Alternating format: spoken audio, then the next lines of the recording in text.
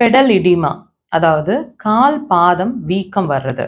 நீங்க long travel பண்ணிட்டு வர்றீங்க, சொரந்து வீங்கிக்கிற மாதிரி இருக்கு, மரமரப்பா தெரியுது, பாதங்கள் மட்டும் வீக்கம் வர்ற மாதிரி இருக்கு, அல்லது கான்ஸ்டன்டாவே வந்து இந்த இடங்கள்லாம் நான் அழுத்தி பார்க்குறேன், அழுத்துனா குழி விழுகிற மாதிரி ஒரு ஃபீலிங் இருக்கு. இந்த மாதிரி கால் பாதம், அதாவது ஃபுல்லா எங்க வீக்கம் இருந்தாலும், முழங்காலுக்கு கீழே எங்க வீக்கம் இருந்தாலும் இந்த பாயிண்ட்டை வச்சு நீங்க படிப்படியா ட்ரீட் பண்ணிக்க முடியும்.